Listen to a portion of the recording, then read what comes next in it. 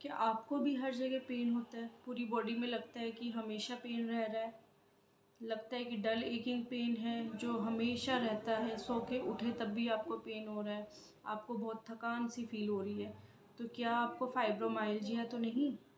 अगर ऐसा कोई आपकी नज़र में है तो प्लीज़ उस तक ये वीडियो ज़रूर पहुंचाइए। वीडियो को लाइक करिए, शेयर करिए और चैनल को सब्सक्राइब करिए ऐसे ही डिज़ीज़ के बारे में जानने के लिए। Hi, I am doctor Manisha Yadav and I am a consultant physiotherapist and a pharmacist. तो आज हम बात करेंगे फाइब्रोमाइल्जिया के बारे में। क्या होता है, क्यों हो रहा है, कोजेज़ क्या है, एज ग्रुप क्या है, किसको ज़्यादा अफेक्ट करता है और सिम्टम्स क्या हैं, क्या टेस्ट करवाए जाते हैं और एट द एंड हम बात करेंगे ट्रीटमेंट के बारे में।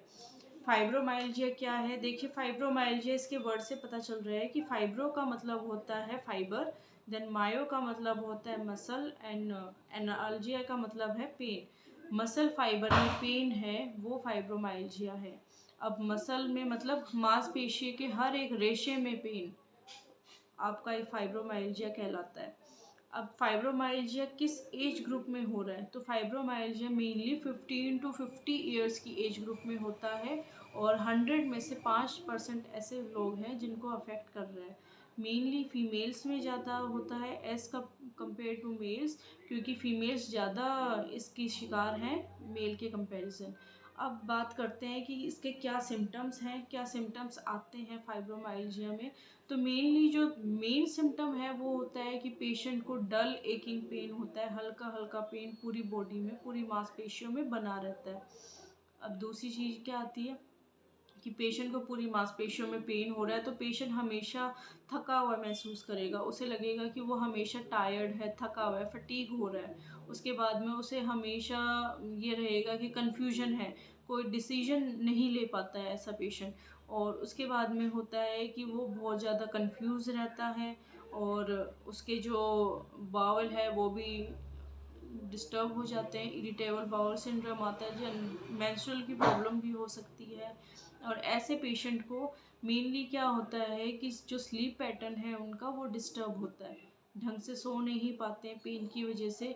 जो पेन का थ्रेशोल्ड है वो बहुत लो होता है तो पूरे टाइम पेन रहता है उन्हें। और अब इसकी बात करते हैं कि कोजेज़ क्या हैं फाइब्रोमाइल्जिया के। तो मेनली अभी तक कोई भी ऐसा पर्टिकुलर कोज सामने नहीं आया है, कोई भी ऐसा कंक्लूजन पे नहीं पहुंचा गया है कि हम बता सकें कि ये मेन कोज है। कोज कुछ भी हो सकता है, जेनेटिक भी हो सकता है, आपका हो सकता है कि आपको अर्थराइटिस की प्रॉब्लम हो तो आपको ये प्रॉब्लम आ रही है, या हो सकता है डायबिटिक है। कॉजेज़ कुछ भी हो सकते हैं पर अभी तक किसी भी कंक्लूजन पे नहीं आया गया है कि ये हो क्यों रहा है। क्या होता है इसके अंदर कि हमारे जो न्यूरोट्रांसमीटर्स होते हैं वो सिग्नल कैरी करते हैं, हमारे डिफरेंट बॉडी पार्ट से हमारे ब्रेन तक ले जाते हैं और हमारा ब्रेन हमें एक्शन करने के लिए बोलता है कि आप ये एक्शन करिए। जैसे सपोज़ करिए मैंने किसी गर्म चीज़ को हाथ लगाया, मेरे जो न्यूरोट्रांसमीटर्स हैं, न्यूरॉन्स हैं, वो सिग्नल ले जाएंगे मेरे ब्रेन तक। ब्रेन में जैसे ही सिग्नल गया, हमारा ब्रेन हमें बोलता है कि हाथ हटाओ, हम एकदम से हाथ हटा लेते हैं। तो ये क्या है, ब्रेन ने हमें सिग्नल दिया, सेकंड्स में काम होता है। तो ये हमने ब्रेन के कहने पे हमने अपना हाथ हटा लिया। तो फाइब्रोमाइल्जिया में क्या होता है कि जो हमारे सिग्नल्स होते हैं वो डिस्टर्ब हो जाते हैं और उसकी वजह से ब्रेन हमारा ये आइडेंटिफाई या डिफ्रेंशिएट नहीं कर पाता है कि ये पेन वाली कंडीशन है या ये पेनलेस कंडीशन है, और उसकी वजह से हमें पूरे टाइम डल एकिंग पेन रहता है। तो डल एकिंग पेन हुआ आपको, आपको लग रहा है कि आप पूरे टाइम थके हुए फील कर रहे हैं, तो कोई हम जाते हैं कि हम इसका क्या सोल्यूशन है या हमें क्या डिज़ीज़ है। तो हम क्या करते हैं, हम अपने डॉक्टर के पास जाते हैं। डॉक्टर के पास जाने के बाद में डॉक्टर हमारे सिम्टम्स के अकॉर्डिंग काम करवाता है कि टेस्ट करवाता है कि आपको ये टेस्ट करवाने हैं। अब टेस्ट में कुछ भी टेस्ट हो सकते हैं जो आपने सिम्टम्स बताए, उसमें टेस्ट हो सकता है कि आपका एक्सरे करवाया जाए या एमआरआई करवाई जाए। उसके बाद में आता है कि आपके ब्लड टेस्ट हैं, हीमोग्लोबिन लेवल है, देन फैक्टर टेस्ट करवा सकते हैं। उसके बाद में आपका होता है कि विटामिन B12 एंड D3 का टेस्ट हो सकता है। डिपेंड करता है कि आपकी क्या सिम्टम्स हैं, उसके अकॉर्डिंग डॉक्टर अपने अकॉर्डिंग टेस्ट करवाता है। अगर आपके टेस्ट सब नॉर्मल आते हैं तो डॉक्टर इस कंडीशन को एसोसिएट करता है या इस कंडीशन को बोलता है कि आपको फाइब्रोमाइल्जिया की प्रॉब्लम है। क्योंकि आपके सारे टेस्ट नॉर्मल आ रहे हैं, तो आपके जो भी टेस्ट नॉर्मल आए उसमें कोई दिक्कत नहीं आई तो आपको फाइब्रोमाइल्जिया डिक्लेयर किया जाता है। अब फाइब्रोमाइल्जिया हो गया आपको, तो आपको क्या करना है, क्या ट्रीटमेंट है इसका, क्या इसका परमानेंट सॉल्यूशन है? तो देखिए, फाइब्रोमाइल्जिया का कोई भी परमानेंट सॉल्यूशन नहीं है।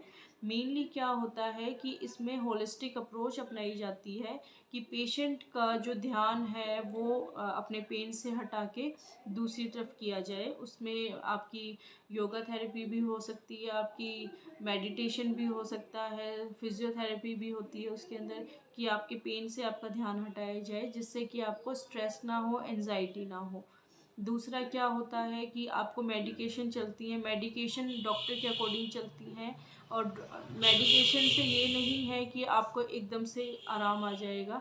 तो मेनली जो पेशेंट को हम लोग सलाह देते हैं वो देते हैं कि पेशेंट है वो एक तो पेशेंस रखे अपना और ट्रस्ट करे। एक डॉक्टर पे आप कहीं पे भी इलाज करवाते हैं तो आप ट्रस्ट रखिए, क्योंकि देखिए, अगर आप यहाँ एक जगह इलाज करवाते हैं, कई ऐसे पेशेंट भी आते हैं हमारे पास में जो बहुत जगह से इलाज करवा चुके होते हैं और उसके बाद में हमारे पास आते हैं।